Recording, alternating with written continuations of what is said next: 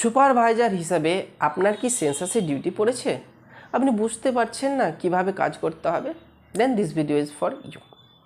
প্রথমে যে কাজটা আপনাকে করতে হবে যে আপনার আন্ডারে যে 5 বা 6 জন এনিমেটর আছে তাদেরকে গাইড করতে হবে। তারা যদি কোনো ভুল কাজ করে তার দায়বদ্ধতা রেসপন্সিবিলিটি কিন্তু আপনাকে নিতে হবে। 4-5 জনের মধ্যে এমন হবে যে কেউ হয়তো ফার্স্ট দ্রুততার সাথে কাজ করতে পারছে, দেন দের ইজ নো প্রবলেম। তার মধ্যে কেউ এমন হবে সে হয়তো কাজটা ঠিকঠাক করতে পারছে না, ভয় খাচ্ছে। তাকে কি করতে হবে? আপনাকে প্র্যাকটিক্যালি বুঝিয়ে দিতে হবে। আপনি বললেন না যে আপনার কাজ আপনি করুন, এটা বললে কিন্তু হবে না।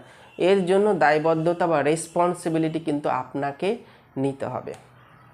তো প্রথমে আমরা জেনে নেব যে আমরা কিভাবে জানবো আমাদের ডিউটি।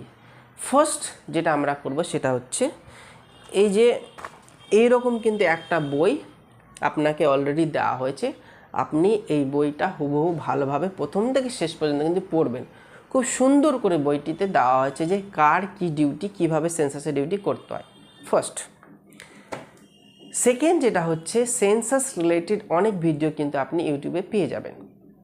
এমনকি সেন্সাসের অফিসিয়াল কিছু ভিডিও আপনি পেয়ে যাবেন অফিসিয়াল ইউটিউব চ্যানেল থেকে, সেগুলো আপনি দেখতে পারেন।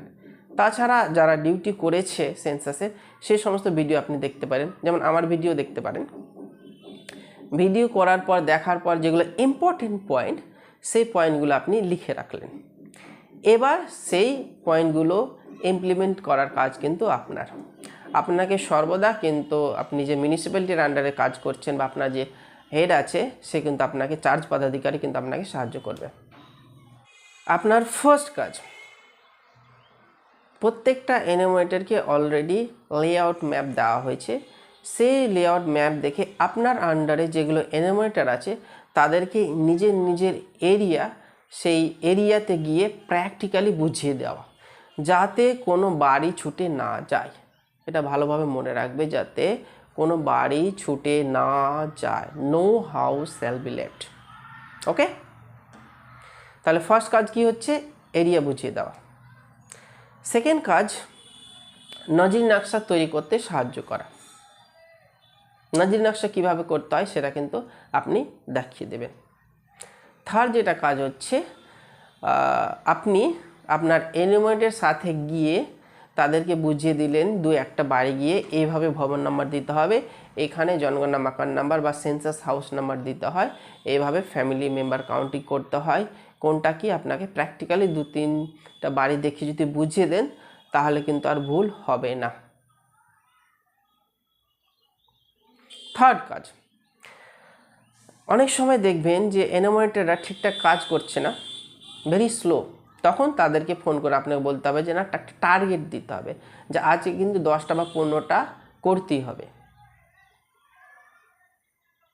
নেক্সট, যে সেগুলো যখন সাবমিট করে দেবে, সিঙ্ক করে দেবে, তখন কিন্তু আপনার কাছে চলে আসবে সেই ডেটাগুলো আপনার মোবাইলে, সেগুলো আপনি কিন্তু অ্যাপ্রুভ করবেন। এইভাবে সমস্ত অ্যাপ্রুভ করার পর যখন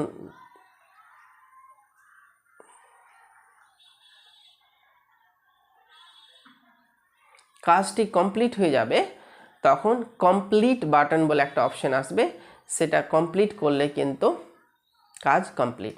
এবার আপনাকেও কমপ্লিট করতে হবে আপনার অ্যাপে গিয়ে। আপনি কমপ্লিট করলে আপনার কাজ শেষ। আরও যদি কোনো বিষয়ে আপনার কোনো প্রবলেম থাকে তাহলে অবশ্যই কমেন্ট সেকশানে জানাবেন, আমি সেই নিয়ে অবশ্যই চেষ্টা করব হেল্প করার। ভালো থাকুন, best of luck for your duty.